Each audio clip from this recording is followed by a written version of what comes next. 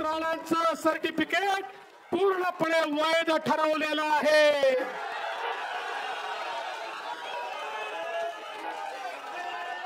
Supreme कोर्टामध्ये 80 वर्षापूर्वीचे 300 document मांडण्यात आले होते आणि ते डॉक्युमेंट वैध ठरवून सर्वोच्च न्यायालयाने सांगितलं की नवनीत राणांना दिलेलं जे सर्टिफिकेट आहे ते योग्य आहे, ते खरं आहे आणि सत्याचा विजय झालेला आहे।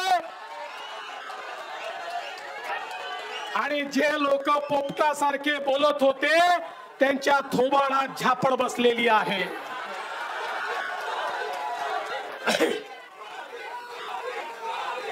जिसका आरंभ अच्छा होता है उसका अंत भी अच्छा होता है। अरे फॉर्म भरायच्या दिवशी सुप्रीम कोर्टाचा आशीर्वाद मिळाला आणि काउंटिंगच्या दिवशी जनतेचा आणि मोदी साहेबांचा आशीर्वाद मिळून नवनीत राणा प्रचंड मताने या ठिकाणी खासदार होणार आहेत। याबद्दल आता कोणाच्या मनामध्ये शंका नाही। अनेक लोक अनेक गोष्टी बोलतात। मी तुम्हाला रवि राणाजी एवढंच सांगतो, परिंदों को मिलेगी मंजिल एक दिन, ये फैले हुए उनके पंख बोलते हैं। परिंदों को मिलेगी मंजिल एक दिन, ये फैले हुए उनके पंख बोलते हैं और वही लोग रहते हैं खामोश अक्सर जमाने में जिनके हुनर बोलते हैं। त्यामुळे जे बोलतात त्यांना उत्तर देऊ नका। अरे तुम्हारा हुनर तो अमरावती ने देखा है, अमरावती ने तुम्हाला पाहिला है। दीन दलित गोरगरीब आदिवासी शेतकरी शेतमजूर ओबीसी अल्पसंख्याक सगळ्यांची सेवा करताना 5 वर्ष अमरावतीने तुम्हाला पाहिला आहे।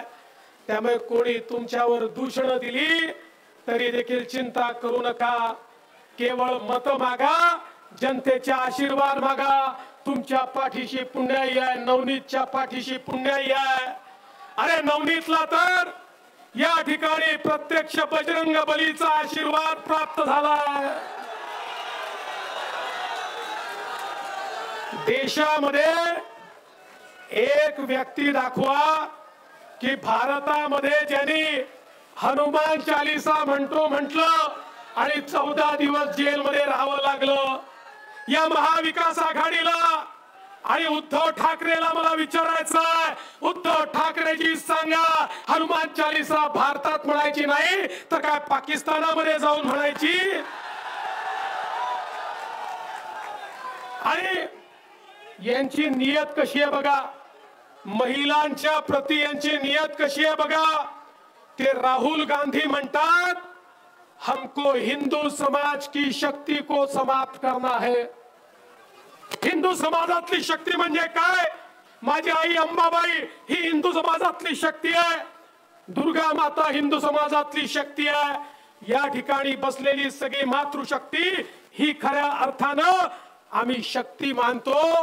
आमच्या मातृशक्तीला, आमच्या अंबाबाईला, आमच्या दुर्गा मातेला समाप्त करण्याचा प्रयत्न राहुल गांधी करतायत। राहुलजी एवढंच लक्षात ठेवा, अरे तुमच्यासारखे कित्येक आले आणि चालले गेले पण या शक्तीला कोणी संपवू शकलं नाही। कारण या देशात नाही तर पृथ्वी तलावर एक एक माणूस जन्माला येतो तो केवळ आणि केवळ शक्तीमुळे जन्माला येतो। आई रूपी शक्ती त्याला जन्माला घालते म्हणून तो या ठिकाणी जन्माला येतो।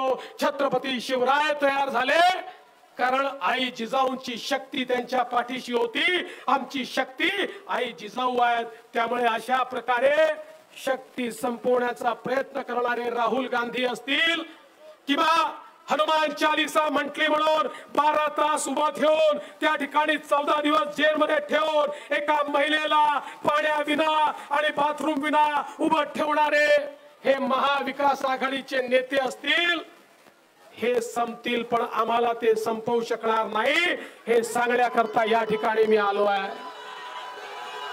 बंधू भगिनींनो, ही निवडणूक नवनीत राणांची नाही, ही ग्रामपंचायतची महापालिकेची निवडणूक नाही, ही निवडणूक देशाचा नेता निवडण्याची निवडणूक आहे। देशाचा प्रधानमंत्री कोण असेल, देशाचं नेतृत्व कोण करेल, कोण या देशाला मजबूत करू शकतं, याची ही निवडणूक आहे। आणि या देशाच्या जनतेने ठरवलाय, या देशाची कमान मोदीजींच्याच हातामध्ये द्यायची। तिसऱ्यांदा मोदीजींना आपण निवडून देणार आहोत, कारण या देशामध्ये मोदीजींनी गरीब कल्याणाचा अजेंडा चालवला। एक असा प्रधानमंत्री ज्यांनी जात पाहिली नाही, धर्म पाहिला नाही, पंथ पाहिला नाही, भाषा पाहिली नाही। मोदीजींनी सांगितलं जात धर्म पंथ सगळं गरीब आहे, गरीब कुठल्याही जातीचा असो, गरीब कुठल्याही धर्माचा असो, गरीब कुठल्याही पंथाचा असो, मी त्याला घर देईन, मी त्याच्या घरी पाणी देईन, मी त्याच्या घरी वीज देईन, मी त्याच्या घरी गॅस देईन, मी त्याच्या घरी शौचालय देईन, मी त्याला कर्ज देईन, मी त्याला त्याच्या पायावर उभं करीन। आणि मोदीजींनी काय चमत्कार करून दाखवला, 10 वर्षामध्ये 25 कोटी गरीब हे गरिबी रेषेच्या बाहेर आले। जगाच्या पाठीवर मोठ्या मोठ्या अर्थशास्त्रांना जे जमलं नाही, ते चहा विकणाऱ्याचा मुलगा नरेंद्र मोदी पंतप्रधान झाल्यानंतर त्यांनी करून दाखवलं। 25 कोटी लोकांना गरिबी रेषेच्या बाहेर काढलं। जगभरातले अर्थशास्त्री म्हणतात हे कसं झालं त्यांना देखील समजत नाही, पण या ठिकाणी एक संवेदना होती, गरिबाकरता काम करण्याची इच्छा होती। जीवनातला क्षण आणि क्षण, रक्ताचा कण आणि कण हा गरिबाला समर्पित होता, आणि म्हणून मोदीजी हे करू शकले। आज 25 कोटी लोक जे झोपडीमध्ये राहायचे, झोपडीमध्ये ते पक्क्या घरात राहतात मोदीजींमुळे।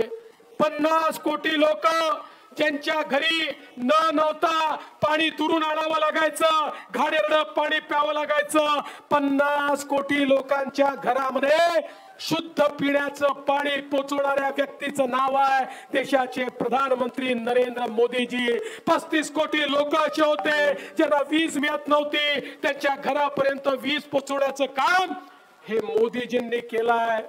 आणि हे सगळं करत असताना एकीकडे गरीब कल्याणाचा अजेंडा, दुसरीकडे शेतकरी कल्याणाचा अजेंडा, आणि तिसरीकडे महिला कल्याणाचा अजेंडा। रवी राणा, आता लक्षात ठेवा, पुढचा जमाना तुमचा नाही, पुढचा जमाना नवनीत राणांचाच आहे, कारण आता मोदीजींनी सांगितलंय। आता मंचावर बसलेल्यांनी लक्षात ठेवा, 2029 साली तुमच्यातले अर्धे लोक दिसणार नाही, अर्ध्या महिला या ठिकाणी बसल्या असतील, कारण मोदीजींनी सांगितलंय 2029च्या महाराष्ट्राच्या विधानसभेमध्ये 33% महिला आमदार आणि देशाच्या लोकसभेमध्ये 33% महिला खासदार, महिला राज मोदीजी आणणार आहेत। आणि म्हणून महिलांचा आशीर्वाद मोदीजींना। आज मोदीजींनी 31 कोटी महिलांना मुद्राचं कर्ज दिलं। 31 कोटी महिला पायावर उभ्या राहिल्या नाहीत, 31 कोटी परिवार पायावर उभे राहिले, कारण एक महिला जेव्हा पायावर उभी राहते ती आपल्या परिवाराला पायावर उभं करते। हा चमत्कार मोदीजींनी करून दाखवला। 83 लाख बचत गटांना 8 लाख कोटी रुपये, 8 लाख कोटी म्हणजे किती शून्य लागतात मला देखील समजत नाही, एवढे 8 लाख कोटी रुपये मोदीजींनी 83 लाख बचत गटांना दिले आणि सांगितलं माझ्या महिला जेव्हा पायावर उभ्या राहतील त्याच वेळी माझा देश समृद्ध होऊ शकेल। मोदीजींनी सांगितलं माझा आदिवासी समृद्ध झाला पाहिजे। 16,000 कोटी रुपयाची योजना आदिवासींकरता तयार केली। स्टँड अप सारखी योजना तयार करून आमच्या शेड्यूल कास्ट, आमच्या अनुसूचित जातीच्या लोकांमध्ये, युवकांमध्ये उद्योजक तयार झाले पाहिजे। देशाच्या प्रत्येक ब्रांचला सांगितलं जी ब्रांच बँक नाही, बँकेची प्रत्येक ब्रांच ती जर अनुसूचित जातीच्या तरुणांना त्या ठिकाणी लोन देणार नाही तर मी त्यांचा लायसन्स कॅन्सल करून टाकेन। प्रत्येक ब्रांचला अनुसूचित जातीच्या युवांना त्या ठिकाणी खऱ्या अर्थानं लोन द्यावं लागलं आणि 12 बलुतेदारांकरता त्या ठिकाणी योजना आणून मोदीजींनी आमच्या ओबीसी समाजामध्ये पारंपरिक जे लोक काम करतात अशा लोकांच्या जीवनामध्ये परिवर्तन आणण्याचं काम केलं। आणि म्हणून बंधू भगिनींनो, प्रत्येक समाजाला, प्रत्येक घटकाला मोदीजींचा आशीर्वाद आणि मोदीजींची मदत मिळाली। आता आपल्यावर ही वेळ आहे, मोदीजींनी आपल्याकरता काम केलंय, मोदीजींना आशीर्वाद देण्याची संधी आहे। आता ज्यावेळी कमळाचं बटन आपण दाबू, आपलं मत हे केवळ नवनीत राणांना नाही, आपलं मत थेट मोदीजींना मिळणार आहे। या ठिकाणी उमेदवार कोण आहे महत्वाचं नाही, आता दोनच खेमे आहे, एक खेमा मोदीजींचा, दुसरा खेमा राहुल गांधींचा। नवनीत राणांना दिलेलं कमळाचं वोट हे मोदीजींना मिळेल आणि इतर कुठल्याही कॅन्डिडेटला, उमेदवाराला दिलेलं मत हे राहुल गांधीच्या खेम्यात जाणारं मत आहे। आणि म्हणून तुम्हाला ठरवायचं आहे, सांगा कोणाला मतदान करायचंय, कोणाला, कोणाला, महिला कोणाला, माता भगिनी कोणाला। मोदीजींना मत द्यायचं तर आपण नवनीत राणांच्या कमळाचं बटन दाबून रेकॉर्ड वोट्सने त्यांना निवडून आणा, एवढीच विनंती करतो। नवनीत राणा 5 वर्ष एकही दिवस घरी बसलेल्या नाहीत, या ठिकाणी जंगलामध्ये, आदिवासी भागामध्ये सगळ्या गोरगरिबांपर्यंत नवनीत राणा गेले आहेत। आता तुम्ही त्यांना आशीर्वाद द्या, एवढीच विनंती करतो आणि माझं बोलणं संपवतो। धन्यवाद, जय हिंद। मेळघाटचे काँग्रेसचे पूर्व आमदार केवलरामजी काळे आज भारतीय जनता पार्टीमध्ये प्रवेश करत आहेत। मी आदरणीय देवेंद्रजी सरांना, त्याचप्रमाणे आदरणीय चंद्रशेखरजी बावनकुळे सरांना विनंती करतो की त्यांच्या गळ्यामध्ये